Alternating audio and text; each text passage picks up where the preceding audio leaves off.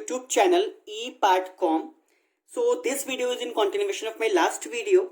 Last video में we have discussed about section 54D and section 54EC. Exemptions था, capital gain में exemption था under section 54D and 54EC. हमने दो sections और उसके base पर हमने कुछ illustrations किए थे. Now in this video I am going to discuss about exemptions under section 54F. Under section 54F. So the provisions of section 54F are given below. It means that any capital gain arising on sale of या transfer of any long-term capital asset,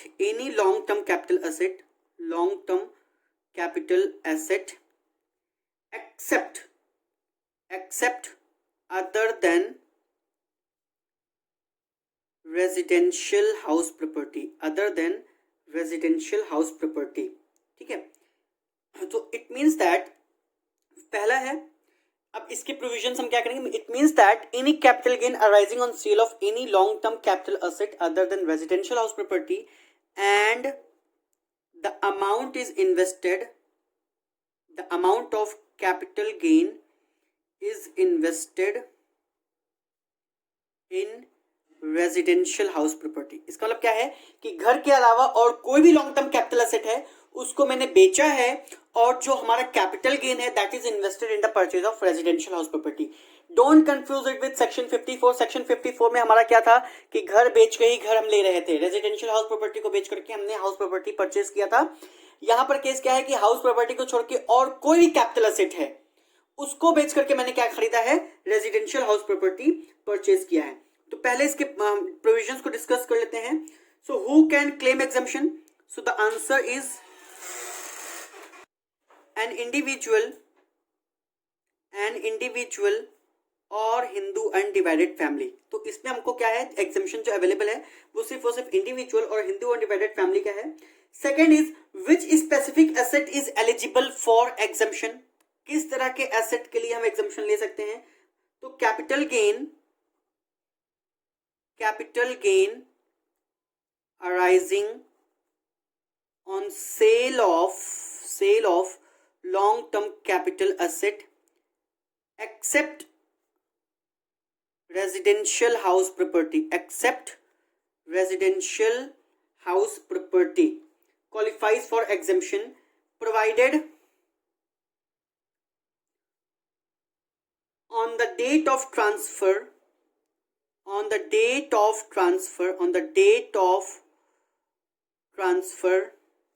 the taxpayer does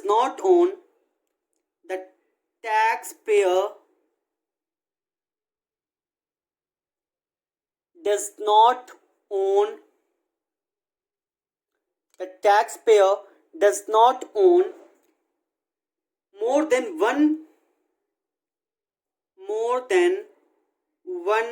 residential house property except the new one. मतलब जो नया खरीद रहा है उसके अलावा, accept new one. मतलब इसको मिला करके दो और इसको छोड़ करके, नए वाले को छोड़ करके सिर्फ एक घर उसके पास होगा, then only he can claim exemption. Third case है, अभी मैं इसको और डीपली डिस्कस करूंगा. Which asset the taxpayer should acquire to get the benefit of exemption. So one residential house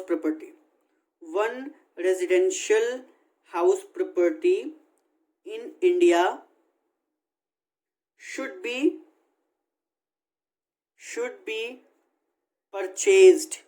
be purchased within 1 year before. अब इसमें थोड़े जो प्रोविजंस हैं वो सेक्शन 54 की तरह हैं.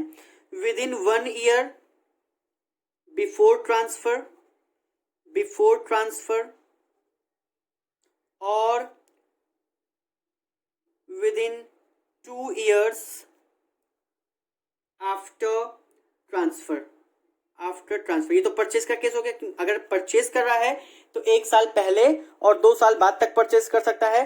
बट अगर कंस्ट्रक्शन के केस है, इन केस ऑफ कंस्ट्रक्शन अगर वो घर को कंस्ट्रक्ट करा रहा है तो within 3 years, within 3 years from the date of transfer, from the date of transfer. ठीक है, तो ये चीज है। यहां पर जो बैंक डिपॉजिट का भी कॉन्सेप्ट सेम है। फॉर बैंक डिपॉजिट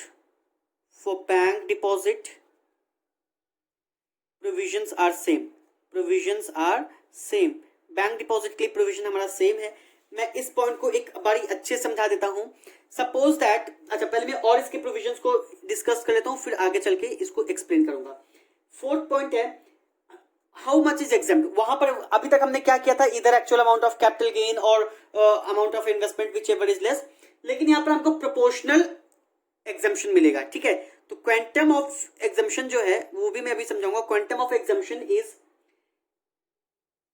इन्वेस्टमेंट्स, हमको देखना है कि सेल्स कंसिडरेशन का कितना परसेंट मैंने इन्वेस्ट किया है, उसी परसेंट पे परसेंटेज ऑफ इन्वेस्टमेंट जो होगा हमारा कैपिटल गेन का, उतना हमारा जो है एग्जाम्पशन मिलेगा। ठीक है, तो कैसे इसको कैलकुलेट करेंगे हम, amount invested divided by net sales consideration multiplied by capital gain. So this is the formula to calculate the amount of exemption. ठीक है, now इसमें भी क्या है कि in the following cases exemption will be taken back। तो क्या इसमें भी exemption हम कब वापस ले सकते हैं, तो provisions वही है कि if the new asset is transferred within 3 years from the date of its acquisition, or if within 2 years from the date of transfer of the original assets the taxpayer purchases another residential house property। क्योंकि यहाँ पे सिर्फ एक house property का provision है, अगर 2 साल से पहले उसने एक और हाउस प्रॉपर्टी खरीद लिया तो एग्जाम्पशन कैंसिल हो जाएगा। और if within 3 years from the date of transfer of original asset the taxpayer completes construction of another residential house property। तो इसका क्या मतलब है, जो हमारे एग्जाम्पशन है वो कैंसिल हो जाएंगे। किन किन केसेस में, पहला केस है if within 3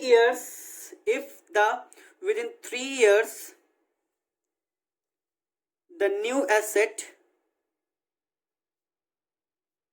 is transferred। मतलब कि अगर हम 3 साल से पहले हम जो नया हाउस प्रॉपर्टी हमने परचेज किया उसको ट्रांसफर कर देते हैं तो एग्जाम्पशन हमारा कैंसिल हो जाएगा। दूसरा केस है, क्योंकि परचेज का केस था कि विद इन 2 इयर्स हमको परचेज करना है, और यहाँ पे मैंने बताया था कि यहाँ पे अगर हम प्रोविजन में देखेंगे, पहले वाले प्रोविजन में, तो हमने कहा कि स्पेसिफिकली मेंशन किया है कि one residential house property in India should be purchased within 2 years और in case of construction within 3 years. तो इसका क्या मतलब है कि अगर हम विद इन 2 इयर्स एक नया हाउस प्रॉपर्टी और परचेज कर लें, if with in 2 years new house property is purchase, तो उसका मतलब वहां पे हमारा प्रोविजन का वायलेशन हो रहा है। ठीक है, इज परचेज, क्योंकि वहां पे सिर्फ एक के बारे में हमने कहा था, वहां पे हमारे पास 2, विद इन 2 इयर्स हमने 2 परचेज कर लिया। तो जिस दिन परचेज किया होगा जिस फाइनेंशियल ईयर में, उस प्रीवियस ईयर में हमारा क्या है, क्या कहते हैं कि जो एग्जाम्पशन है वो कैंसिल हो जाएगा। So if with in 2 years new house property is purchased. ठीक है, नाउ थर्ड केस है, और ये परचेज विद इन 2 इयर्स क्या है, with in 2 years from the transfer of original house property. ठीक है, और if with in 3 years new house property constructed, क्योंकि कंस्ट्रक्शन के केस में था 3 साल का प्रोविजन था, तो अगर उस 3 साल के दौरान हमने एक नया हाउस प्रॉपर्टी हमने कंस्ट्रक्ट करा लिया है, तो उस केस में भी हमारा जो एग्जाम्पशन है वो क्या होगा, कैंसिल हो जाएगा। तो इस केस को हम और अच्छे समझने की कोशिश करते हैं। तो मैं यहां पे बता रहा हूं कि if any capital gain arising on transfer of any capital asset, capital asset का मतलब क्या है, long term capital asset, bracket में लिख सकते हैं लॉन्ग टर्म। ठीक है, on transfer of any long term capital asset other than house property, residential house property, and the amount is invested the purchase of one house property, मैंने इसको highlight किया है कि वन हाउस प्रॉपर्टी, इसको underline कर सकते हैं कि सिर्फ और सिर्फ एक हाउस प्रॉपर्टी हमको परचेज करनी, purchase of one house property 1 year before or within 2 years from the date of transfer,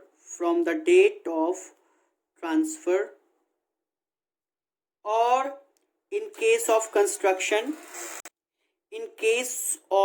construction, construction के केस में क्या है, within 3 years, within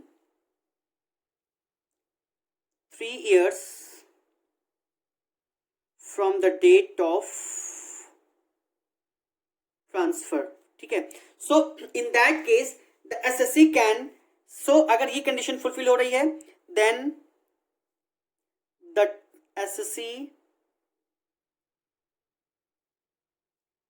can claim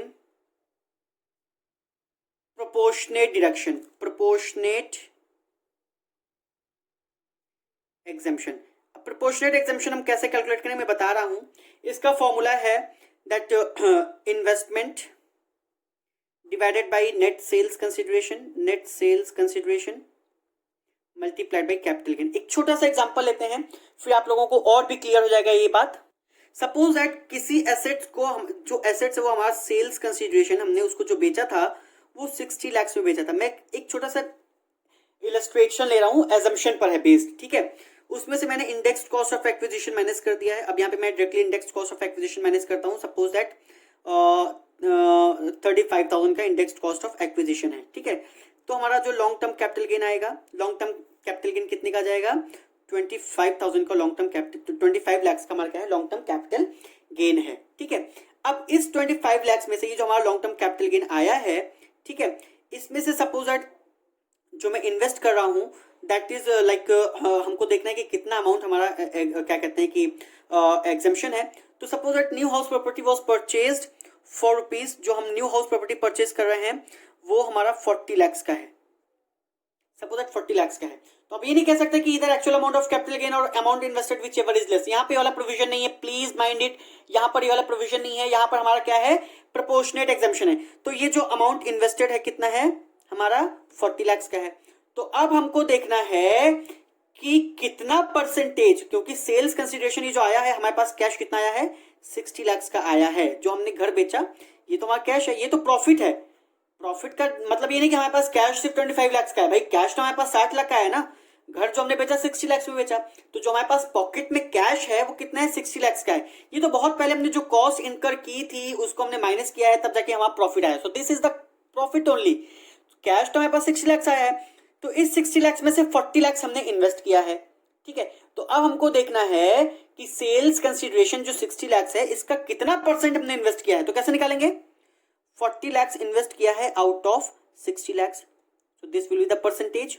इसको अगर हम परसेंटेज में कन्वर्ट करना चाहें तो हम मल्टीप्लाई बाय 100 करके परसेंटेज में कन्वर्ट कर सकते हैं, ठीक है। तो इसको हम परसेंटेज निकालेंगे, तो इसका जो परसेंटेज हमारा आ जाएगा, इसको और क्योंकि इसकी कैलकुलेशन बहुत पॉइंट्स में आएगी तो इसको हम 50 लाख कर लेते हैं फॉर माय सिंप्लिसिटी, ठीक है।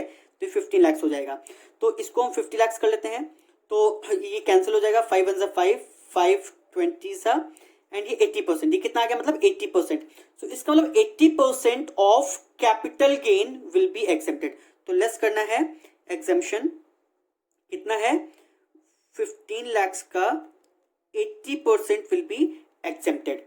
इसका मतलब 80% कितना रहा, 12 लाख आ रहा है, एग्जेम्प्टेड है। बाकी का 3 लाख हमारा क्या है, taxable long term capital gain आ जाएगा। तो आई होप कि अब आप लोग को समझ में आ गया होगा कि प्रोपोर्शनेट डिडक्शन हम कैसे देते हैं। तो इसी फॉर्मूले पे investment upon net sales consideration, ये परसेंटेज आ जाएगा मल्टीप्लाई बाय कैपिटल गेन। तो कैपिटल गेन का उतना ही परसेंटेज हमारा क्या है, एग्जेम्प्टेड है। तो चाहे आप इस फॉर्मूले से कर सकते हैं, ये फॉर्मूला आप कर सकते हैं, या परसेंटेज निकाल के उस कैपिटल गेन का उतना परसेंट हमको क्या करना है, एग्जेम्पशन देना है। So this is for your section 54F। तो इस तरह से हमको प्रोपोर्शनेट डिडक्शन निकालना होता है। These are the provisions for section 54F।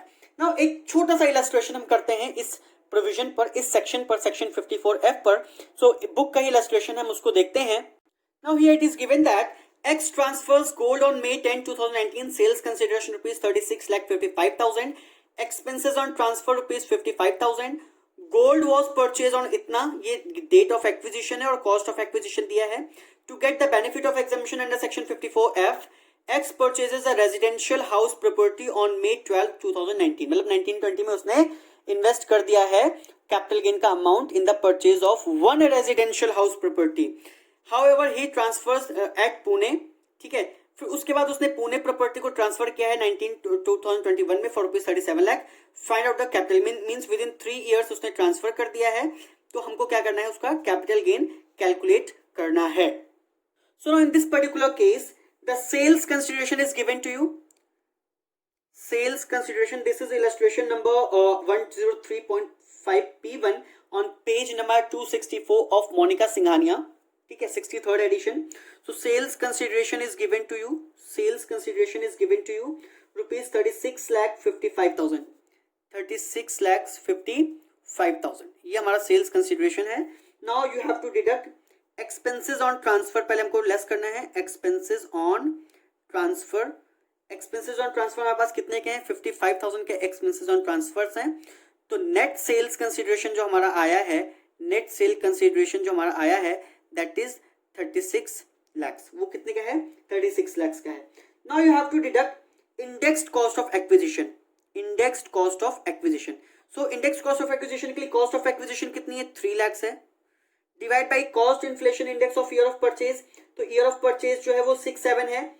तो 6-7 का CII है कितना, 122 और CII of year of sale कितना है, 289. 1920 का CII कितना है, 289.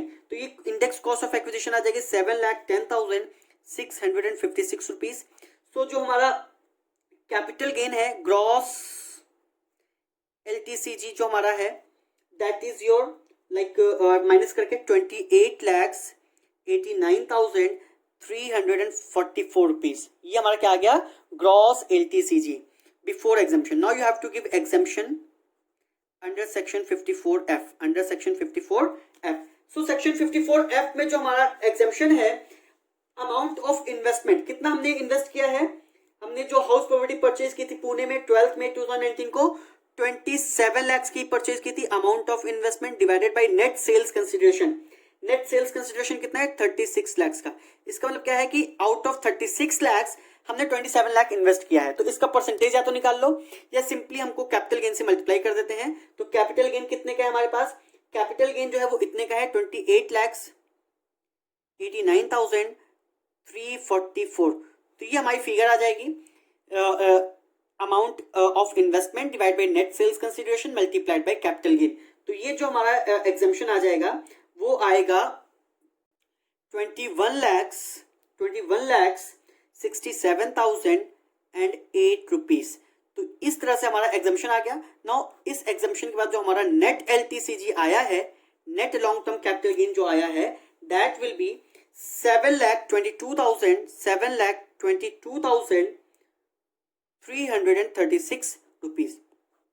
तो ये हमारा क्या है, long term capital gain after exemption हमारा आया है. नाउ अब हमको इस क्वेश्चन में कह रहा है कि how ever he transverse the Pune property on June 2021 मतलब 21-22 प्रीवियस ईयर, मतलब फॉर द असेसमेंट ईयर 2022-2023, क्योंकि इस असेसमेंट ईयर में उसने प्रीवियस ईयर 21-22 में उसने इस हाउस प्रॉपर्टी में जो इन्वेस्ट किया था, जो 27 लाख की हाउस प्रॉपर्टी खरीदी थी पुणे में, उसको उसने बेच दिया.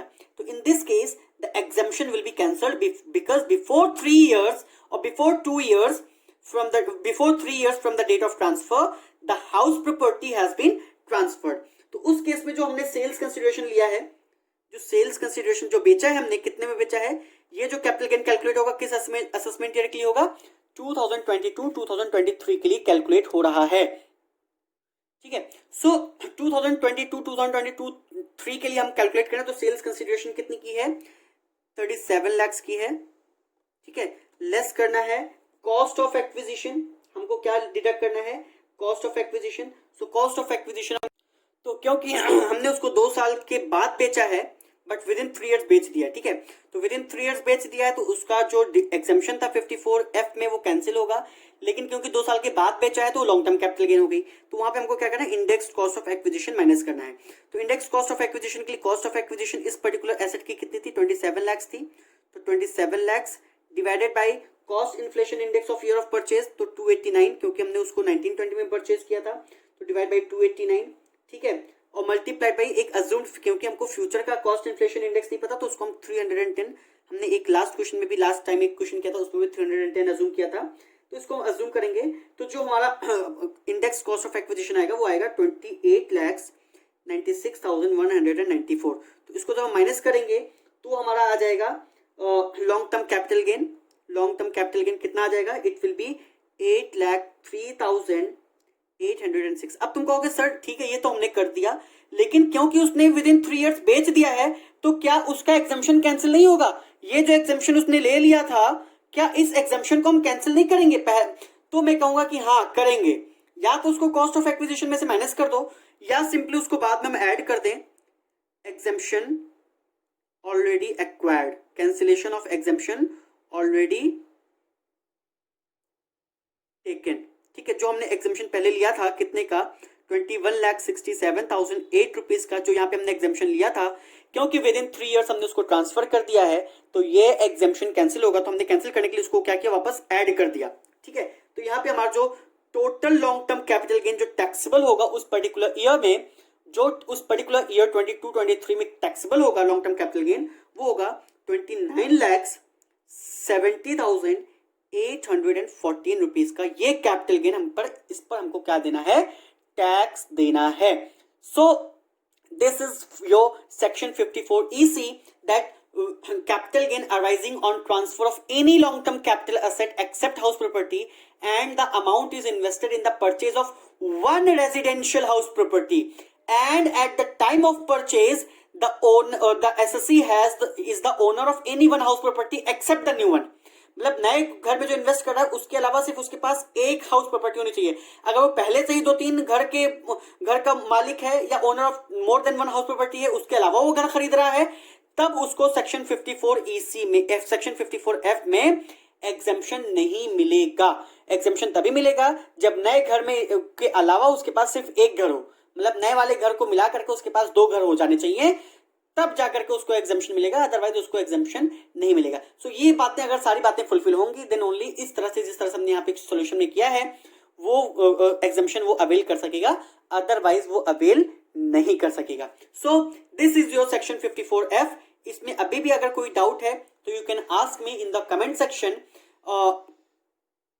Now the next section is capital gain arising on transfer of assets in case of shifting of industrial undertaking from urban area to rural area। इसका मतलब क्या है कि मैं शहर से अपने इंडस्ट्रियल अंडरटेकिंग को गांव की तरफ शिफ्ट कर रहा हूं, तो मैं अपने शहर वाले इंडस्ट्रियल अंडरटेकिंग को बेचूंगा और वो जो भी सेल्स कंसिडरेशन होगी उसको मैं गांव में किसी इंडस्ट्री के लिए इन्वेस्ट करूंगा।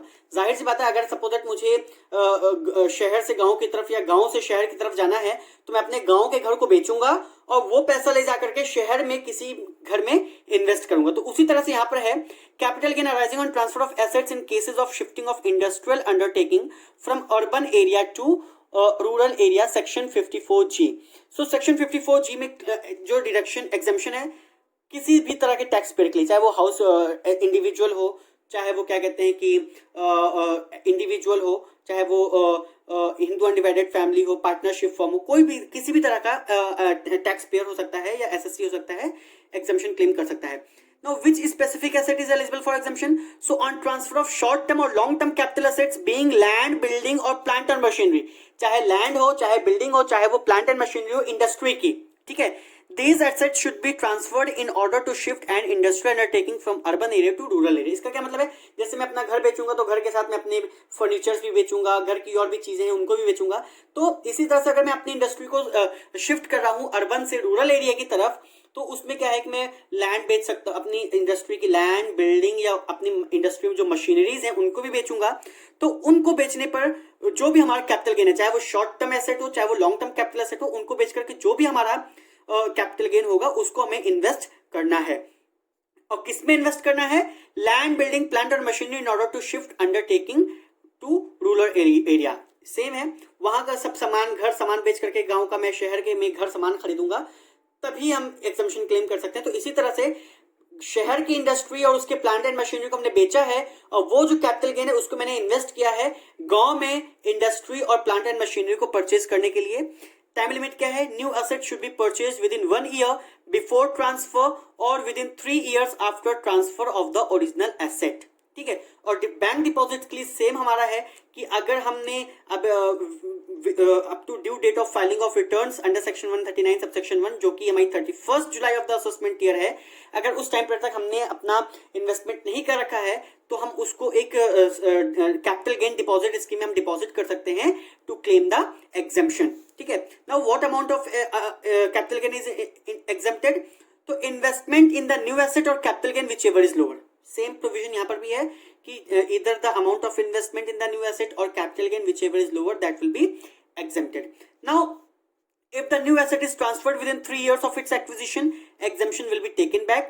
Now, for calculating capital gain on transfer of new asset, cost of acquisition will be calculated as original cost minus exemption availed under section 54G. Same provision है जैसे अब तक हम पहले पढ़ते आए थे कि विद इन 3 इयर्स अगर हम ट्रांसफर कर देंगे तो हमारा जो एग्जाम्पशन है वो कैंसिल हो जाएगा।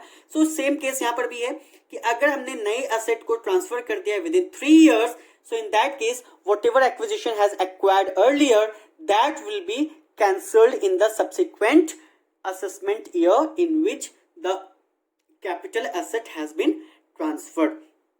So इस तरह से सेक्शन 54G में हमारा कैपिटल गेन का ट्रीटमेंट है, एग्जाम्पशन का ट्रीटमेंट है कि किस तरह से हम कैपिटल गेन को एग्जाम्पशन ले सकते हैं अंडर सेक्शन 54G।